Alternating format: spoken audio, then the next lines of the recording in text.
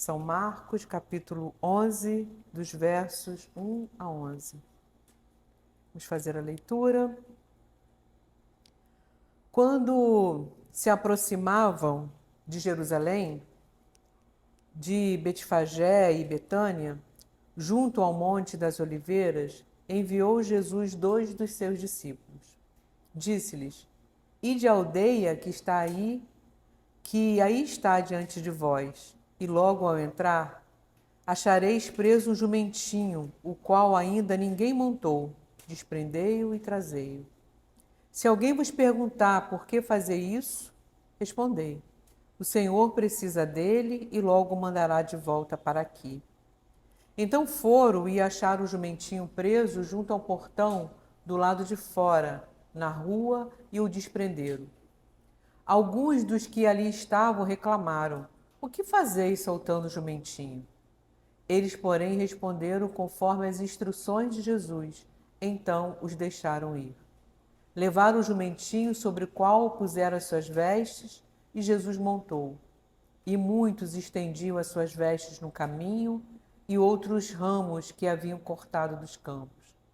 Tanto os que iam adiante dele, os que vinham depois, clamavam: Hosana, bendito que vem em nome do Senhor. Bendito o reino que vem, o reino de Davi, nosso Pai. Hosana nas maiores alturas. E quando entrou em Jerusalém no templo, tendo observado tudo, como fosse já tarde, saiu para Betânia com os 12. Amém. Hoje inicia a Semana Santa, e a Semana Santa inicia com a cor litúrgica vermelha, cor de festa. Interessante, né? Porque a gente começa uma semana tão dramática como uma festa. E daqui a pouco nós estaremos planteando. E assim é a vida, né? A vida vai se alternando entre momentos de muita alegria e momentos de profunda tristeza. Às vezes a gente gostaria de viver só na alegria. Eu fico perguntando assim, me perguntando como seria se a gente vivesse só alegria. Será que a gente iria suportar? Imagina aquele dia que a gente acorda com muita alegria e se perpetuasse eternamente. E a gente ficasse saltitando, encontrando as pessoas na rua. Bom dia, que dia maravilhoso. E está chovendo, e a gente, que dia lindo para passear pelo campo, né? Alegres e felizes. Será que a gente ia conseguir suportar? Ou alguém em algum dia chegar assim, nossa, que tédio, muita alegria. A vida parece que é sábia, né? Vai intercalando isso. E claro que quando nós estamos tristes, a gente quer que passe logo. Mas tem algo na alegria e tem algo na tristeza que a gente precisa olhar, aprender e conviver. E é sempre bom lembrar, a gente leu aqui a Bíblia e leu esse texto, e o título aqui é A Entrada Triunfal de Jesus em Jerusalém. E é sempre bom lembrar que os títulos foram colocados depois, né? Que os títulos não faz parte do texto bíblico. Mas o texto já induz a gente à leitura. Né? Tá ali, entrada triunfal em Jerusalém. A gente já leu o texto com isso, entrada triunfal. Eu fui pesquisar o que é triunfo, né? Entrada triunfal de Jesus, né? A gente imagina assim, aquela coisa apoteótica, Jesus entrando. E triunfo tem a ver com batalha. Triunfo tem a ver com guerra. Triunfo tem a ver aquilo que os guerreiros celebram e cantam depois da batalha. E quando a gente fala de uma entrada triunfal de Jesus em Jerusalém, já traz essa ideia para a gente de guerra, de triunfo, de subjugar alguma coisa. E isso também demonstra a visão que as pessoas têm do Messias e por que elas estão ali naquele momento colocando os ramos. Porque elas esperam isso mesmo, triunfo. Elas esperam um rei guerreiro, filho de Davi. O que Davi era? Davi era guerreiro. Davi tinha um exército. Antes de Davi ser rei, Davi tinha um exército de mercenários que servia ao povo filisteu. Eu costumo brincar dizer que Davi foi o primeiro miliciano, né? Porque ele chega lá como é que é o nome do sujeito? Que ele casa depois com a mulher dele? Gabal, esqueci o nome do sujeito agora. Que Abigail é a mulher, né? O nome do sujeito eu esqueci. Ele fala assim, olha, diz lá para ele o seguinte, que nós estamos aqui tomando conta das ovelhas dele aqui e ele tem que dar alguma coisa pra gente. Aí ele fala, não, é o primeiro miliciano, né? A gente está tomando conta aqui, se você não der nada em troca, não pagar a mensalidade do mês, o negócio vai ficar ruim para você. Aí a mulher dele vem, né, traz oferendas e tal, comida, vinho, e depois o sujeito morre e ele casa com a mulher. Então Davi era esse sujeito guerreiro. Davi, ele ganha Hebrom e depois Jerusalém na guerra. E o povo espera o Messias, filho de Davi, o Messias guerreiro. E esse texto é um texto que abre a Semana Santa e ele mostra algumas expectativas em relação a Jesus. Primeiro, a gente pode ver aqui a expectativa dos discípulos. Quando Jesus diz para os discípulos assim, vai lá, pega o jumentinho, em nenhum momento os discípulos questionam essa ordem de Jesus. Não é interessante? Imagina, chega assim e fala assim, Alexandra, vai ali e pega aquele carro ali porque eu vou usar. Mas você sabe que o carro não é meu. Tá na ignição a chave, pega lá. Aí você, como assim? Não, os discípulos não questionam no momento. Vai lá e pega o carro e traz, né? Provavelmente os discípulos também tinham essa ideia de um Messias que seria um governante. Um governante poderoso, a gente obedece sem questionar, sem perguntar o porquê. Os discípulos naquele momento estavam ali, eles nem sabiam quem era Jesus. O tempo todo eles estão perguntando, mas Jesus, quem é você? Você é um profeta? Você é o Messias? Você é Elias? Você é Jeremias? Um profeta que voltou? Quem é você? Eles não sabem quem é Jesus. Mas na dúvida, vai que ele é o Messias Todo-Poderoso, é melhor obedecer. E tem a expectativa aqui do povo, que espera um Deus guerreiro. Espera um rei guerreiro. Eles sabem que Jesus vai para Jerusalém. Lá esse mesmo texto no Evangelho de João diz assim, que o povo sabia que Jesus estava indo para lá. E acontece aquelas coisas às vezes na vida, no mundo, que ninguém precisa marcar. Aquela coisa, vamos fazer uma manifestação? Não precisa. Faz parte do inconsciente coletivo. Todo mundo tem a mesma ideia na mesma hora. E as pessoas começam a ir para lá, ir para a entrada da cidade. E é Páscoa, a cidade está lotada, as pessoas começam a ir para lá esperando Jesus, querendo saudar Jesus.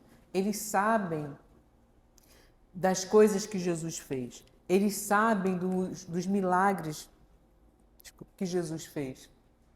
Eles sabem da multiplicação. E eles ficam atentos aos sinais e vão lá saudar Jesus como um rei.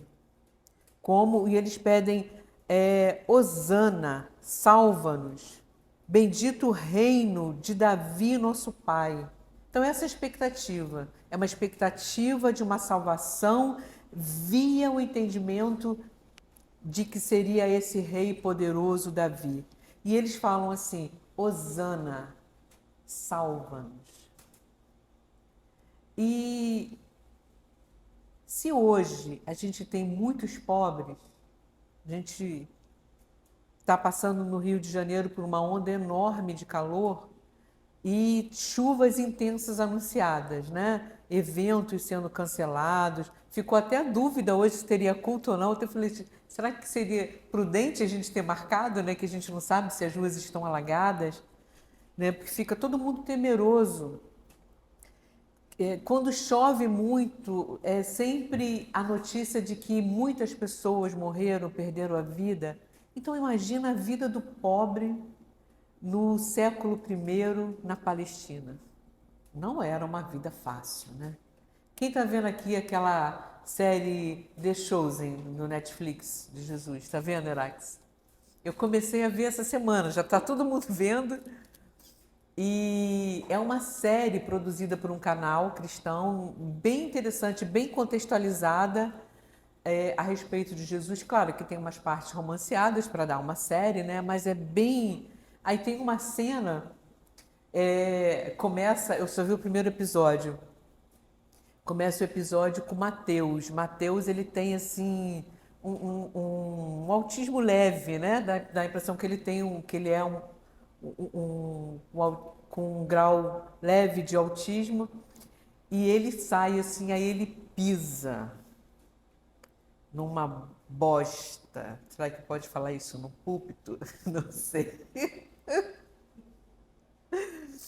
E aí só que ele já leva dentro da bolsinha uma outra sandália. Então, assim, e ele mora numa casa maravilhosa e a gente vai vendo a vida das pessoas, né? A vida das pessoas comum. Maria Madalena enfrentando seus demônios, né? Mostra e termina a série, o primeiro episódio, no encontro dela com Jesus. Então, assim, imagina a vida do pobre nessa época. Quando as pessoas estão ali, Senhor, salva-nos, eles estão dizendo, Senhor, salva-nos do Império Romano. Porque talvez na mentalidade ali daquela época, salvar do Império Romano era o máximo que as pessoas poderiam pensar. Porque tem sempre aquela ideia do inimigo, né? Então, recentemente, quando a gente passou por esse processo tão antagônico entre Lula e Bolsonaro, para algumas pessoas o Bolsonaro é o inimigo. Para outras pessoas o Lula é o inimigo. Eu fiz parte de uma comunidade que as pessoas chegavam assim e diziam assim, nós não podemos voltar naquele diabo, Bolsonaro. Aí vinha outro e falava, nós não podemos voltar naquele diabo, no Lula. E você fica assim, né? Então, o inimigo para aquelas pessoas é o Império Romano. E quando a gente elege e joga tudo no inimigo, não dá para a gente observar, perceber quem verdadeiramente são os nossos inimigos. Então, quando o povo diz aqui, salva-nos, eles poderiam dizer, salva-nos, Senhor, do Império Romano, salva-nos, Senhor, do poder religioso, salva-nos, Senhor, da pobreza, salva-nos, Senhor, da dificuldade financeira. E nós, quando dizemos Hosana, do que nós queremos ser salvos? Que nós queremos ser salvos? A salvação no cristianismo tem sempre uma ideia teológica, né? Jesus nos salva dos pecados. Meu filho ontem contou, o meu filho mais novo gosta de contar as histórias com um tom de piadinha, que estava vendo um meme no Instagram e uma menininha branquinha de uns 4, 5 anos chega da escola, uns 3 anos chega da escola e os pais perguntam para ela assim, o que você aprendeu hoje? Uma menina americana. O que você aprendeu hoje? Aí ela falou, com o jeitinho dela, né, errando, sobre o Dr. Martin Luther King. E o que você aprendeu? Ele morreu pelos nossos pecados. Ele morreu por causa dos pecados dos brancos, né? Ele morreu pelos nossos pecados. Então, salvação no nosso meio tem sempre o sentido teológico. Jesus morreu para nos salvar dos nossos pecados. Mas quando a gente ora e fala, Hosana, salva-nos, Senhor, do que nós queremos ser salvos? Do que a gente clama que Deus nos salve? E esse texto aqui é um texto que fala de expectativas e contradições, porque os discípulos tinham uma expectativa. Pode ser que ele seja o Messias, é melhor obedecer sem questionar. O povo, pode ser também que ele seja o Messias, que ele seja o Messias de Davi e ele vai nos salvar do Império Romano. Mas tem aquilo que Jesus é. E aí, quando Jesus encena tudo isso, fala para os discípulos, vai lá, pega o jumentinho, eu vou montar nesse jumentinho. O Evangelho de Mateus, de Lucas, de João, fala que ele está fazendo uma menção a Zacarias. Aí lá, em Zacarias 9:9, diz assim: alegra-te muito, ó filha de Sião, exulta, ó filha de Jerusalém. Eis aí, te vem o teu rei, justo e salvador, humilde, montado em jumento, no jumentinho, cria de jumenta. Jesus encena essa entrada. Ele sabe que as pessoas vão estar ali, as pessoas têm uma expectativa, os discípulos têm uma expectativa, o povo tem uma expectativa e tem aquilo que Jesus é. E quando Jesus entra em Jerusalém, ele entra com essa chave aqui na cabeça dele. Zacarias 9:9. O teu rei é justo, não é Davi. O teu rei é salvador, o teu rei é humilde. Quando a gente fala de justiça, e a palavra na Bíblia, no Antigo Testamento, para justiça é Sedaká, Deus, Javé, é um Deus de justiça. O tempo todo, através dos profetas, Deus fala assim, eu não quero saber de festa o tempo todo, eu não quero saber de ovelha, de carneiro, de bezerros, eu quero que vocês cuidem da viúva, do pobre e do estrangeiro. Porque Deus é o Deus da justiça. E quando a gente fala de justiça, a gente está falando de equidade, a gente está falando não só de direito, né, advogado? A gente está falando de equilibrar a balança. Não é à toa que o símbolo da justiça é a balança. Então, o Deus da justiça é um Deus que quer o equilíbrio. Nem só alegria, nem só tristeza, nem só dor, nem só uma vida cheia de alegria. E o Deus da justiça não quer que a riqueza seja concentrada na mão de poucos, porque tem que equilibrar a balança. Quando a gente passa na rua e vê tanta gente morando na rua, gente perdendo casa, começa a chover e as pessoas ficam preocupadas. Senhor, salva-nos. Né? O Deus Salvador, o Rei Salvador, Senhor, salva-nos, porque senão eu vou perder tudo. Vou perder meus móveis, meus documentos. Outros gritam assim, Senhor, salva-nos, porque se o barranco desmoronar, a nossa casa vai ficar aterrada e muita gente vai morrer. Então, Jesus, quando entra em Jerusalém, ele entra com essa ideia, eu sou um rei justo, eu quero equilibrar a balança, eu sou um salvador, eu quero salvar as pessoas, e eu sou humilde. Dá para passar pela nossa cabeça a ideia de um rei humilde e de um Deus humilde? A gente sempre pensa num Deus todo-poderoso. Né? O Deus todo-poderoso é aquele Deus que vai nos salvar de tudo. E aí, Jesus o tempo todo vem como humilde. Ele diz assim, quando ele faz o milagre, ele fala, gente, ó, boquinha fechada, não conta para ninguém. Não é assim? Quando ele é tentado por Satanás, na tentação ele diz, olha, o meu messianismo não vai ser espetacular, porque eu sou um Messias humilde. Um Deus todo-poderoso não tem espaço para ser quem a gente é. O Deus todo-poderoso é aquele Deus que manda e a gente obedece. Um Deus todo-poderoso é aquele que a gente acha que existe para impedir que a gente tenha qualquer contratempo na vida. Mas quando Jesus entra em Jerusalém, ele entra como um Deus humilde. No judaísmo, na Cabala, tem uma ideia que pode se aproximar um pouquinho disso, é quando se fala do Zinzum. Zinzum é Deus. Sabe aquela hora que a gente fala assim, inspira e murcha a barriga? Vai fazer a foto as mulheres, né? Inspira e murcha a barriga. Esse é o Zinzum. É a hora que a gente encolhe. Então o Zinzum é um movimento que Deus encolhe. É um movimento que Deus se retira de ser todo-poderoso para que o mundo exista. Porque senão Deus é tudo. Não tem espaço para a diferença, não tem espaço para o outro, não tem espaço para o mundo, não tem espaço para a gente ser quem a gente é. Então, para a gente ser quem nós somos, Deus se encolhe.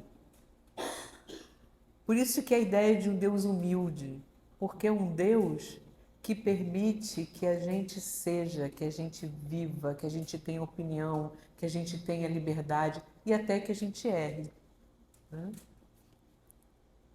E então esse texto, ele traz, além de expectativa, ele traz também um paradoxo. Por que um paradoxo? Porque a abertura da Semana Santa é uma abertura de festa. Sexta-feira é a noite das trevas. É uma noite de profunda dor. E o domingo, um dia de profunda alegria. E eu e você podemos aprender com esse texto que a vida é assim. Que a vida é assim. Que a vida é esse entrelaçar de dor e alegria. E Jesus recebe a aclamação. Em todo o ministério de Jesus, Jesus sempre rechaça. Vem alguém e fala, Jesus, só você é bom, Jesus, bom só Deus. Jesus sempre tira a glória dele, né? Diz assim no apóstolo Paulo que ele se esvaziou da glória de Deus e veio como um de nós. Nesse momento aqui, ele aceita. Porque na hora da alegria, é para aceitar a alegria. Na hora que as coisas boas vêm, é a hora da gente aceitar que as coisas boas vêm. Às vezes, a gente passa por tantas dificuldades na vida que quando vem um momento de alegria é difícil de aceitar. Eu não sei se acontece isso com vocês. Né? Está acontecendo uma coisa tão boa que a gente fica assim desconfiada. Ai, meu Deus, alguma coisa vai acontecer. Porque é difícil se entregar à alegria. E a Semana Santa começa com uma grande alegria para dizer o seguinte, quando vem a alegria, aceita, se alegra. Fica entusiasmado, fica cheio de Deus, conta para as pessoas, que bom, eu recebi uma boa notícia, um presente, um filho que está chegando, um filho que está indo para um curso, um filho que está produzindo alguma coisa, passou em alguma coisa, uma casa, uma parede que a gente pintou. Então se alegra, celebra a vida, porque vai ter um momento onde cada um de nós vamos passar por profunda tristeza. E na hora da dor, também não tenta fugir. Não tenta fugir. Aceita, fica ali, porque vai passar. Vai passar. Às vezes, quando a gente está num momento de grande alegria, chega a dar uma culpa. Pensa assim, nossa, eu estou tão feliz e tem tanta gente sofrendo no mundo, não é assim? E aí isso tira a alegria. Às vezes a gente ganha uma coisa muito boa, aí vem aquele pensamento que rouba a alegria. Acontece com vocês? O pensamento que rouba a alegria, né? Você está ali, você está no passeio maravilhoso, aquele dia, num barco, aquele sol. Aí a gente está lá com profunda alegria, tudo está bem, a gente lembra, ai, mas e a conta de luz? Não é hora de lembrar que a conta de luz está atrasada, né? Então, assim, é, é ficar na alegria, porque vai passar.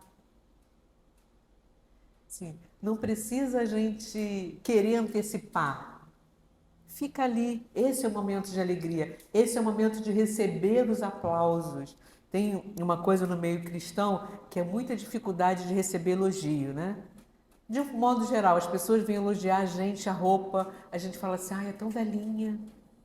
Vai elogiar o cabelo, ai, eu nem lavei. É uma dificuldade de aceitar elogio, né? E quando eu ia assim, era mais jovem, eu ia pregar em algum lugar e as pessoas falavam assim, ai, que bom, foi tão abençoada. Eu não sabia o que dizer. Eu pensava assim, se eu dissesse, ai, é para a glória de Deus, eu me senti muito hipócrita. Então o que eu falava? Eu ficava quieta, chamando vácuo. Aí estudando lá na PUC, um padre Garcia, que é o nosso pastorzão lá, ele falava assim, quando receber elogio, agradece. Só isso. Aceita a alegria. Aceita que seu cabelo tá bonito. Aceita que a sua roupa tá bonita. Aceita o elogio. Né? A dificuldade da gente se alegrar. Porque às vezes a gente só acostuma com a dor. E não precisa antecipar, porque isso também vai passar. E a Semana Santa mostra isso pra gente. Vem alegria, fica nela o máximo que você puder. Porque independe da gente, a vida traz a tristeza e o desconforto. Porque logo ali, na sexta-feira, Jesus vai passar por uma profunda dor, por uma profunda dor. Então eu queria te convidar nesse momento para você fechar os olhos, que a gente vai colocar uma música aqui, e aí você fica pensando nas suas alegrias, nas suas dores. Senhor, tudo passa. Ensina-nos, ó Deus, que a dor vai passar. Tudo passa. Ensina-nos, ó Deus, a não ter medo nem da dor, mas principalmente ensina-nos a não ter medo da alegria. Ensina-nos a aceitar aquilo de bom que a vida nos traz, para que a gente seja feliz e receba o teu reino inteiros, inteiras, com alegria, com tristeza, porque em todos os momentos tu sempre está presente, porque tudo vai passar. Te oramos em nome de Jesus. Amém.